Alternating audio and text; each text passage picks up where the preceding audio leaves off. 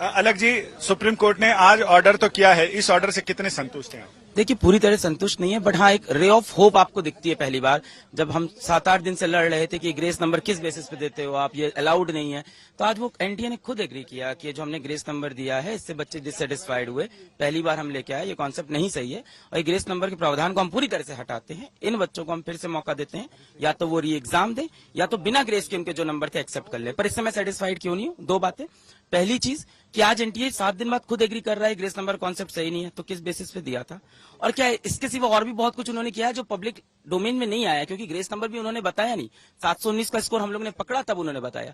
तो क्या एनटीए की एक बार ऑडिट नहीं होनी चाहिए पूरी उनके डेटा की कि और कितनी डिस्पेरेंसीज है जब ग्रेस नंबर को आज एग्री कर रहे हैं? तीसरी बात, उन बच्चों को अपॉर्चुनिटी नहीं मिली जो माननीय हाईकोर्ट नहीं पहुंच पाए ये कहने के लिए कि हमारे समय का नुकसान हुआ है। सिर्फ उनको मिला जो माननीय हाईकोर्ट गए। मुझे लगता, अभी भी ये लगता है कि गांव देहात में बैठा या एक 18 साल के बच्चे को ये नहीं पता मेरे समय का नुकसान हुआ है तो मैं सुप्रीम कोर्ट जाऊं या हाई कोर्ट जाऊं। जब रिजल्ट आता है तो पता चलता है जो जो हाई कोर्ट गए थे उनको समय के एवज में ग्रेस नंबर मिले हैं और आज उनको री एग्जाम, तब पता चलता है कुछ बेनिफिट हो सकता था जाने का। हम स्टूडेंट इस्लामिक ऑर्गेनाइजेशन की तरफ से जो चीज़ें चैलेंज किए थे, वो पहली चीज़ ये थी कि जो डेट्स, रजिस्ट्रेशन का जो डेट था नीट का, वो क्लोज होने के बाद 15 दिन का एक्सटेंशन दिया गया था, फिर उसको क्लोज कर दिया गया था, फिर 1 महीने के करीब आप 2 दिन के लिए इस विंडो को खोलते हैं। हमारा ये सवाल था कि ये किसके लिए खोला गया। दूसरी चीज़ तो आप सब जानते हैं कि नीट का पेपर लीकेज हुआ और एनटीए ने जवाब दिया कि सिर्फ एक जगह राजस्थान में लीक हुआ। तो अगर पेपर कहीं पे लीक होता है तो कुछ सेकंड के अंदर, आज इंफॉर्मेशन टेक्नोलॉजी का दौर है, कुछ सेकंड के अंदर जयपुर से केरला पहुंचने में कोई बड़ा टाइम लगता नहीं है। तीसरी चीज ये थी कि जो ग्रेस मार्क्स दिए गए हैं आर्बिट्ररी तौर पे दिए गए हैं क्लैट के जजमेंट को लेकर, और वो जो है किसी भी किस्म का उसमें नोटिफिकेशन पहले जारी नहीं किया एनटीए ने, और कोई किसी भी किस्म का जो है पब्लिकली कोई चीज ट्रांसपेरेंटली नहीं किया, बल्कि आर्बिट्ररी तौर पे जो है उसको अनाउंस कर दिया गया।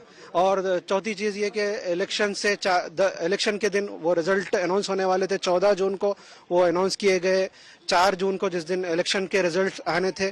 तो ये भी एक बहुत सस्पेंशन पैदा करता है। उसके अलावा काफी सारे डिस्क्रिपेंसीज रहे, जैसे कि एक ही सेंटर से 8 स्टूडेंट्स ने टॉप किया। पिछले साल हम देखते हैं कि पूरे इंडिया से 4 स्टूडेंट्स थे जिन्होंने 720 स्कोर किया था, अभी सिर्फ एक सेंटर से 8 स्टूडेंट्स है। तो ये तमाम डिस्क्रिपेंसीज को मद्देनजर रखते हुए हमने जो है पहली जो डिमांड हमारी थी ये कि अब जो है काउंसलिंग को रोका जाए और इसके ताल्लुक से एसआईटी को बिठाया जाए। एनटीए ने एक वेलकम स्टेप हमारे लिए ये रहा कि एनटीए ने खुद से विड्रॉ कर लिया है उनके जो ग्रीवियंस सेल के रिकमेंडेशन रहे क्लैट के जजमेंट को लेकर, उन्हें विड्रॉ किया और कहा कि ये 1500 स्टूडेंट्स को और जो स्टूडेंट्स के रिट पिटिशंस अभी भी जारी है उन तमाम स्टूडेंट्स को री एग्जामिनेशन का मौका दिया जाएगा।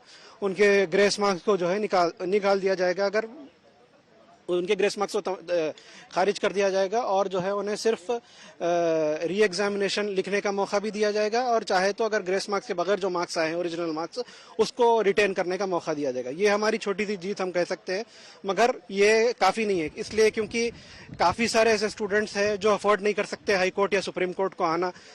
हम चाहते हैं कि हमारी अगली सुनवाई के लिए 8 तारीख की डेट दी गई है। हम समझते हैं कि सुप्रीम कोर्ट इस पर तवज्जो देगा और जो है अगले काफ़ी सारे जो स्टूडेंट्स जो हाई कोर्ट या सुप्रीम कोर्ट की तरफ नहीं आए हैं उनको भी जो है एक ओपन विंडो दिया जाए, उनको जो है कंप्लेन अपनी रजिस्टर करने का जो टाइम लैप्स हुआ है, क्योंकि ये सिर्फ 25 लाख स्टूडेंट्स का मसला नहीं है, 25 लाख फैमिलीज इससे जुड़े हुए हैं और इसके साथ साथ काफ़ी सारे डॉक्टर्स जो आने वाले डॉक्टर्स हैं उनके अंदर भी एक एंग्जाइटी का शिकार है कि एक सिस्टम जो बनाया गया है उनकी इंटेलिजेंस को परखने के लिए, उनके हाथों में लोगों की जान देने के लिए, क्योंकि डॉक्टर्स है ये, वो सिस्टम जो है इतना डिस्क्रिपेंसीज के साथ जब काम कर सकता है तो उसमें इंसाफ, ट्रांसपेरेंसी और जस्टिस बहुत ज्यादा जरूरी है।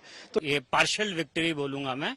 कोर्ट ने रीटेस्ट के लिए बोला है, जो एनटीए ने खुद ही अंडरटेकिंग दी कि हम रीटेस्ट कराएंगे जो 1563 स्टूडेंट्स हैं।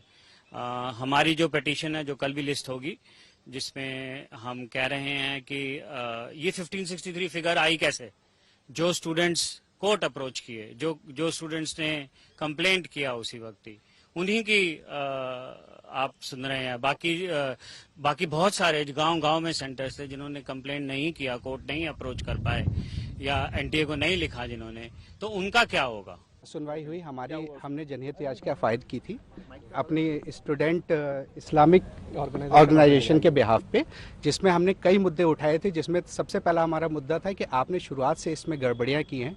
जैसे आपने इसका रजिस्ट्रेशन रीओपन किया है 2 दिन के लिए, उसका आपने कोई हमारे पहले से कोई नोटिफिकेशन नहीं इशू किया। दूसरा इशू हमने ये रेस किया था कि जो आपने ग्रेस मार्क्स, पेपर लीक का इशू था, और तीसरा ग्रेस मार्क्स का इशू था। तो आज ग्रेस मार्क्स का इशू कोर्ट ने कंसिडर किया है, और उसमें ये कोर्ट ने ये बोला है कि कोर्ट एनटीए ने आके क्लैरिफिकेशन दिया है, कमेटी बनाई जिसके बेसिस पे कोर्ट ने ये बोला है कि ठीक है, जितने भी स्टूडेंट्स ने जिनको ग्रेस मार्क्स अवार्ड हुए हैं ये सब दोबारा से अपीयर होंगे 23 जून को, और इनका रिजल्ट 30 जून को डिक्लेयर किया जाएगा। India Today's Milan Sharma has got us the first reaction from Minister Dharmendra Pradhan. Clearly, it looks like, Milan, that there could be many more students who will want an opportunity or an option of a retest here. How do you think this is going to progress further? Are you looking at more layers of some interaction between the leaders of the government and the students, NTA, or do you think this has been put to rest for now? Well, Pooja, to explain, yes, it does point at, some sort of social disparity, because there were 24 lakh students who gave this exam. 13 lakh students qualified for the exam, and of these the 1563 students were given grace marks in addition for loss of time on other anomalies. Now there are versions of lawyers and counsels who have filed petitions against the NTA saying that those students sitting in rural parts of India would not even have got the chance to approach the Supreme Court, and only those students who have filed the petition are actually the ones who are getting reprieve from the Supreme Court. So that creates a discriminatory, lookout, and also some sort of bias. And the Education Ministry is well aware of it, and they are trying to accommodate each and every student. But since the petition highlights the contentions only on grace marks, that is the contention that has been solved right now by the NTA and the Supreme Court, where these 1563 contentious students, of which 67 were toppers who scored 720 out of 720, will now be getting marks without addition of any grace marks, and their scorecards will be released, and whether or not they want to sit for a retest is an option that has been given to them. So the big question is whether they'll sit for a retest, and if they don't, if they are okay with the marks that they have got after the grace marks have been removed, of course the rank position will be redone again, and whether or not that is something that is something that the parents are happy with. There's another point that has been being clarified by the NTA. The physics answer key people were also given additional 5 marks, which led to inflation of their ranks. So will the NTA also reduce the grace marks of those people who have attempted the physics question of atoms, and that particular question that gave them extra 5 marks? Now that is not being raised at the moment, and there is no clarity on that as well. Another big point that has been put forward by the government is that, of course, they denied any paper leak, and they have denied any charges of there being corruption by the NTA. But whether or not they are ready for another investigation, the opposition has been saying they need a court-monitored SID to be probed into this. But what the government is saying, that the NTA and the Academicians Committee, of which Dharmendra Pradhan mentioned that there is a former UPSC chairperson, Mr. Pradeep Kumar Joshi, who also happens to be a chairman NTA. That is another allegation that's been leveled by the Congress. And besides that, there are people from the medical fraternity, there are people from other, UGC-led fraternities who are part of this particular committee, who are going to be given their recommendations, in some time.